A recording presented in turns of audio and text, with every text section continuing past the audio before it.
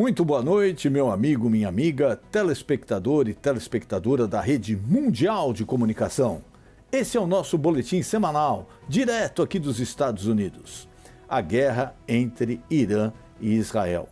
Infelizmente, os bombardeios se intensificaram, muitas pessoas mortas, os ataques continuam. A supremacia de Israel na parte bélica, de inteligência, de equipamentos, é muito grande em relação ao Irã.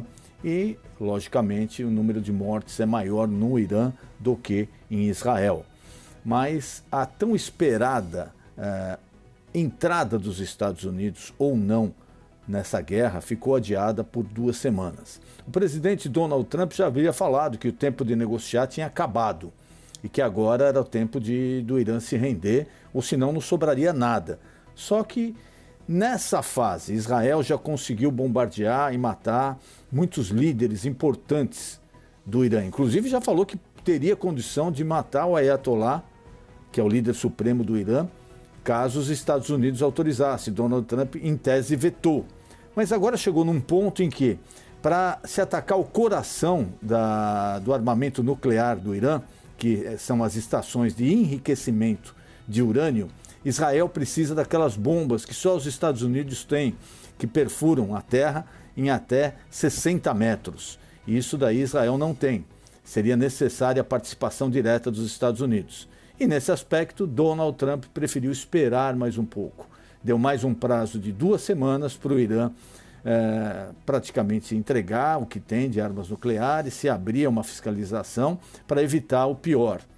Isso não quer dizer que nesses 15 dias vai ter um cessar-fogo, muito pelo contrário.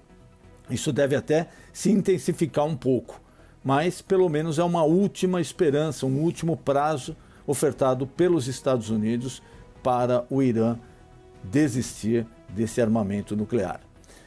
É muito perigoso porque o preço do petróleo também pode estourar. O Irã é um grande produtor e exportador, ele controla o estreito por onde passam quase 1/3 do petróleo do mundo.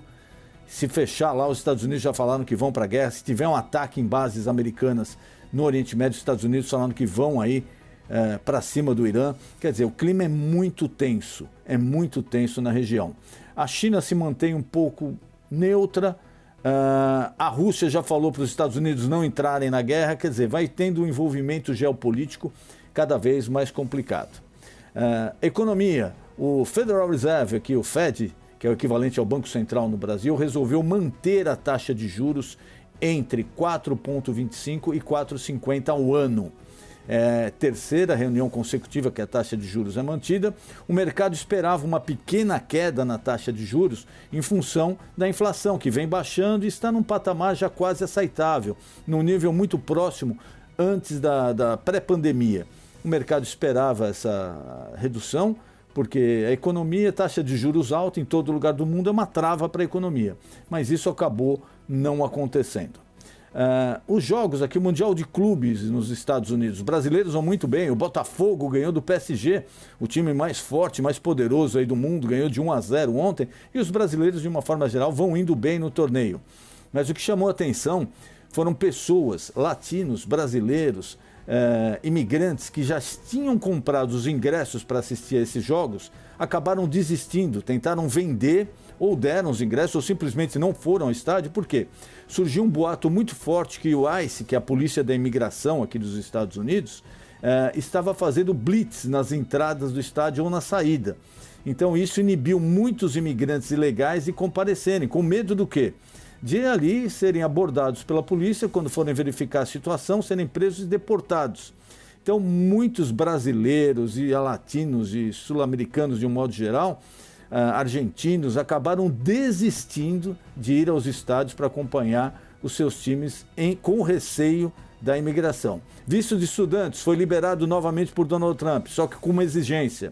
Agora os estudantes que pleitearem o visto para estudar aqui nos Estados Unidos deverão abrir as suas redes sociais para uma verificação do Departamento de Estado e Consulado. Denis Munhoz, direto dos Estados Unidos para os telespectadores da Rede Mundial de Comunicação.